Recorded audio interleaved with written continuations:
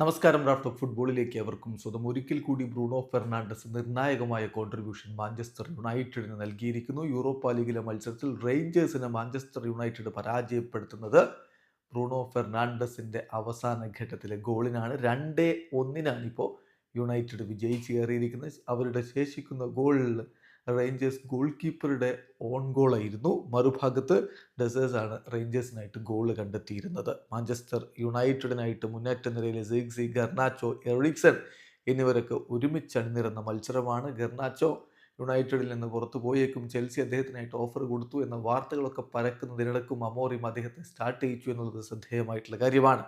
കളിയുടെ ആദ്യ പകുതി ഇരുഭാഗത്തേക്കും നീക്കങ്ങൾ ഉണ്ടായ ഒന്നായിരുന്നു. ഒരു ക്ലോസ് പോരാട്ടമായിരുന്നു, പക്ഷെ ഗോൾ രഹിതമായിട്ട് തുടർന്നു. രണ്ടാം പകുതിയിൽ 52ാമത്തെ മിനിറ്റിലാണ് റേഞ്ചേഴ്സ് ഗോൾ കീപ്പർ ബട്ട്ലൻഡിൻ്റെ ഓൺ ഗോൾ വിറക്കുന്നത്. അതൊരു കോമിക്കൽ ഓൺ ഗോൾ ആയിരുന്നു എന്ന് പറയണം. കോർണർ ഡീൽ ചെയ്യാനുള്ള ശ്രമം, അത് സ്വന്തം വലയിലേക്ക് പഞ്ച് ചെയ്തിടുന്ന ഒരവസ്ഥയുണ്ടായി.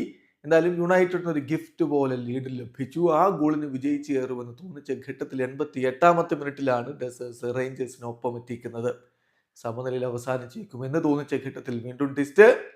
ബ്രൂണോ ഫെർണാണ്ടസിന്റെ ഇഞ്ചുറി ടൈമിലെ ഗോൾ യുണൈറ്റഡിനെ വിജയത്തിലേക്ക് കൊണ്ടുപോയി. പ്രീമിയർ ലീഗിൽ യുണൈറ്റഡിനെ മുട്ടിടിക്കുകയാണെങ്കിലും യൂറോപ്പ ലീഗിൽ കാര്യങ്ങൾ അങ്ങനെയല്ല. അവരിപ്പോൾ 4ാം സ്ഥാനത്താണ്.